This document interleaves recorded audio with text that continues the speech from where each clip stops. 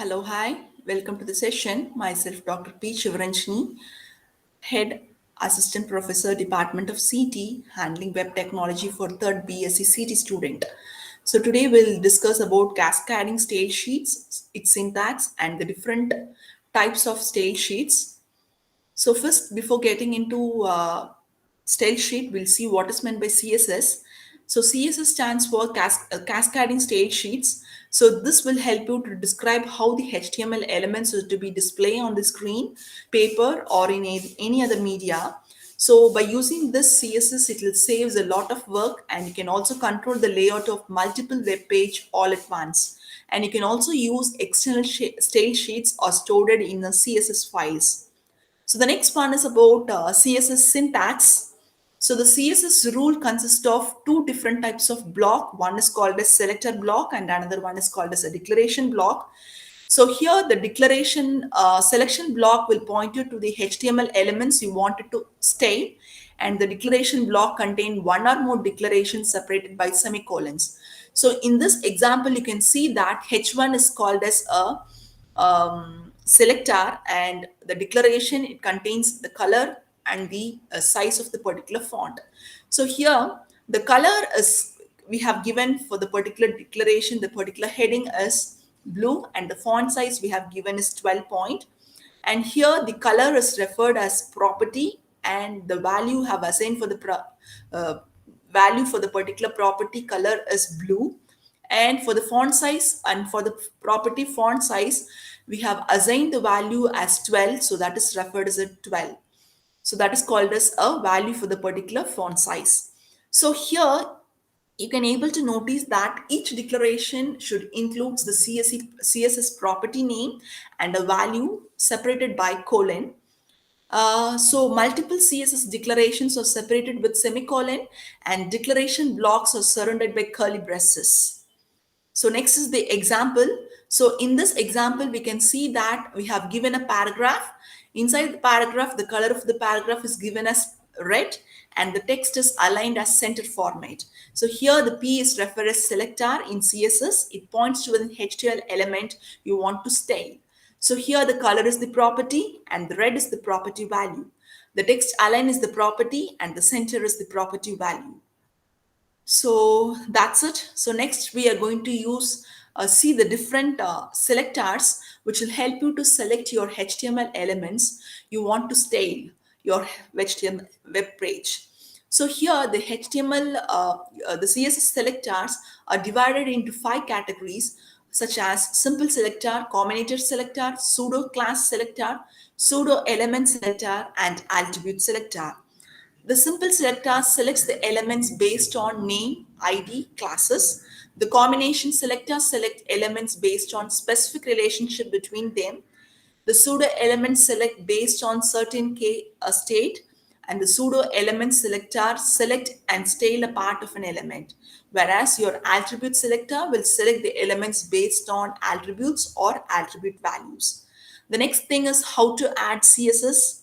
So when a browser reads a style sheet, it will be formatted the HTML document according to the information in the style sheet. So you can add the style sheet in 3 different ways. One is called as external style sheet, and another one is called as an internal style sheet, and another one is called as inline style sheet. So we'll see one by one. So the first one is external style sheet.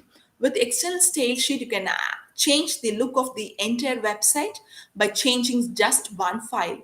The external files are defined with the element called as link inside the head section of an HTML page. So in this example, you can see that inside your head, you have used the link element, the name, we have given the relation as style sheet, and the HTML, that is your reference page, is your my style. So you have closed the heading part and you have include the body part. You have include the heading and the paragraph, and I'm closing the body, and I'm closing the HTML document. And once you save this particular file as p1.html, then you have to create another file called as my style.css. So that will contain your CSS property. So now I have included two property for the particular CSS file. One is the body color. So I have given the body background color as light blue, and the heading for the particular content to be displayed on the web browser is color is navy, and it's been margin has been aligned as left with 20 point. So once you have saved this particular file as CSS, that is my stale.css, and you execute your first your HTML program, that is your p1.html in any browser, then you'll get the corresponding output as a result. So the next one is internal style CSS. So the internal style sheets may be required if one single HTML page has a unique style. So this internal style is defined inside the style element inside your head section. So here similarly, I have given a body as the body background color is blue, and the heading for the heading the color has been given as yellow, and the margin is left aligned. And I have closed the head style part inside your heading, and I have used the body. So now I have invoked or I have called the heading part h1. So now inside the browser, the background color will be blue, and the heading will be displayed as in yellow color. That is, this heading will be displayed in yellow color, and the paragraph, this paragraph will be also displayed on the browser on the HTML output screen. So this is the sample output for of the particular program. So the next one is your inline CSS. The inline CSS, inline style may be required to apply a unique style for the single element. To use inline style, you have to add a style attributes to the relevant element. The style attributes can contain any CSS property. The inline styles are defined within the style attributes of the relevant element. So here you can see in this example, the body of the particular style equal to color is given as blue, and the text has been aligned center. So when you're displaying this content, that is this text, this is the heading section, the color will be blue color and the text will be aligned center. So similarly for a paragraph, I have given the color of the paragraph as red. So when it has been displayed on the browser, you can see the heading as in blue color and the paragraph in red color with different red and green color, red and blue color as an output in your browser. So the next one is style sheet languages. So the kind of languages used for your style sheet is, one is your cascading style sheet. Shortly we call it as CSS. So another one is XSL.